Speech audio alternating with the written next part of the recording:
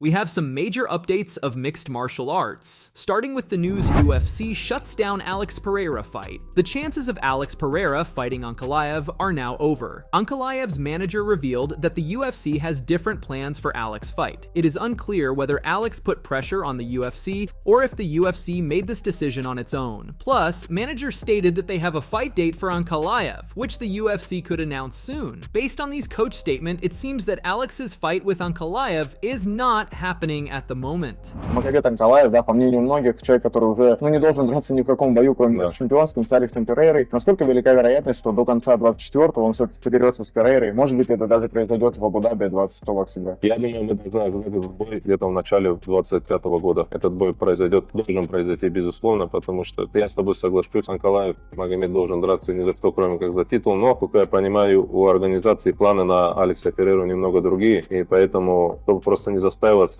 у нас уже есть дата и есть бой, скоро там будет анонс, где и когда будет Магомед Анкалаев выступать. И вот после этого, я думаю, мы уже безусловно будем драться за титул. Это топовый соперник? Это топовый соперник. Steve Erceg made a shocking claim after Muhammad Mokaev was fired from the UFC. I talked about this topic before and suggested that Jon Jones might have caused Mokaev to be fired, but now Steve Erceg's recent statement seems to change the story. In a recent interview, Steve claimed that Muhammad Mokaev was treating the UFC staff poorly and acting as if he was a very important fighter for the UFC. So guys, this could be a reason why Mokaev was released by the UFC. It seems that Dana White might have had several reasons for this decision. Mokaev's fighting style isn't liked by many people, and Mokaev had also revealed that the UFC suggested he change his fighting style, but he didn't do so. Additionally, Mokaev's poor treatment of the UFC staff might have been enough for Dana White to decide to fire him. Look at what Steve claimed. How surprised were you that the UFC decided to not re-sign Mokaev after that win over Manel Kape? Yeah, I was very surprised, but I think it's like a cool little precedent to set. You can't go around not only starting fights and jumping other fighters. Like if he did it 1-to-1, like face to face, it's like one thing. Like you probably shouldn't do it before a fight anyway, jeopardize the fight, but more understandable. But like getting a photo and then sucker punching him and getting your team in, and that's like unacceptable. It's coward mentality, I think. And then the way he treats people, I don't know if fans get to see it, but I don't know, he just seems like he's a little entitled and thinks he's very important, which I don't particularly like, and obviously the UFC didn't like, so hopefully he grows from here and learns a lesson. In response, Mokaev said, "I have a great relationship with the nutrition team. They helped me a lot. Go and interview them before you talk shit you don't know." Unfortunately, because of people like him spreading false information, the media reacts differently. Erceg, don't forget how I came to you and wished you luck on the same card. We sat together. Now you talk differently. Also, I wished you luck for the title fight. Khamzat Chimaev's coach shares a sharp-looking training clip of Khamzat.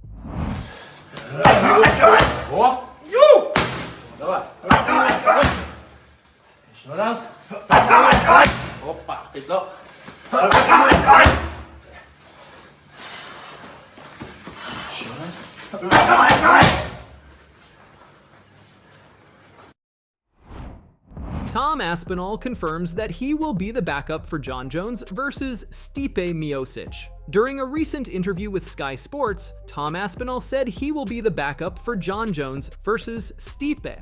I'm going to be the backup for the fight. If one of them pulls out, you better believe I'm in on an hour's notice if I need to. Really? Yeah, I'll take my opportunity while it's there. And I mean, I've worked. I should be the undisputed heavyweight champion. Everybody knows that now. This is not. It's not just something I'm claiming that I've won off a fluke victory. But, you know, my body of work over the last few years shows that I've took out every contender that there is at this point. And I should be the UFC heavyweight champion, undisputed or interim, whatever. I'm the best heavyweight in the world. And I'll wipe out both of them guys in one night if I need to. Have you given up the idea of fighting Alex Pereira on this card? If Jones and Stipe happens, you're content to just be the backup? Yeah, mate, I'm fighting for the undisputed title next, and if that's against, I'll fight anybody for the undisputed title. But I'm not fighting for an interim again, mate. Yep. When the undisputed title's active, I'm not doing that. Then I would be a bit of an idiot. I would be a Magomed Ankalaev. Just so I'm clear, are you willing to wait for your next fight to be next summer, which would be the likely time that Jones would come back if he wins in November? Are you happy to wait for a year to fight next? I'd rather not, but if I've got no choice, then I've got no choice, have I? And you don't I think mean, I'd rather keep the ball rolling and stay active, but I'm also not willing to, you know, lie down for anybody and be a mug and risk it again, because I've just done that. So it seems like things are heating up between Kamaru Usman and Belal Muhammad. Recently, the UFC shared a video of Islam Makhachev and Belal Muhammad, where Islam was showing Belal how to hold his new welterweight championship belt.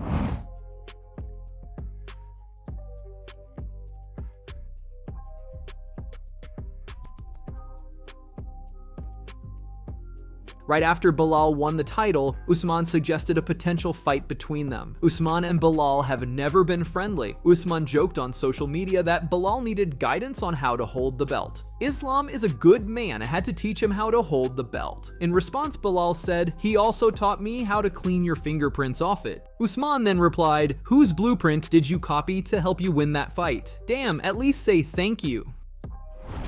PFL rejects signing Muhammad Mokaev. After winning the fight at UFC 304, Dana White refused to re-sign Mokaev, saying that PFL would be a better fit for him. Now, the PFL president has reacted to this and also refused to sign him. Recently, at a conference, a reporter asked PFL president Ray Sefo if they would sign Muhammad Mokaev. The PFL president clearly denied it, saying, "Apparently, he's just a pain in the ass to deal with. So no, we're not interested." UFC just publicly parted ways with Muhammad Mokaev. Is that somebody that the PFL would be interested in bringing in? Muhammad who? Mokaev. The undefeated flyweight? No, actually, you know, I've spoken to people that is in the know, and apparently he's just a pain in the deal with, and so, no, we're not interested. Here's how MMA Community react. Ouch! Attitude is very important. Man healed his way into retirement.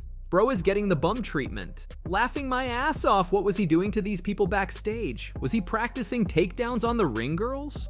If PFL doesn't want to sign Mokaev, then he legit might be worse than What did this mother do?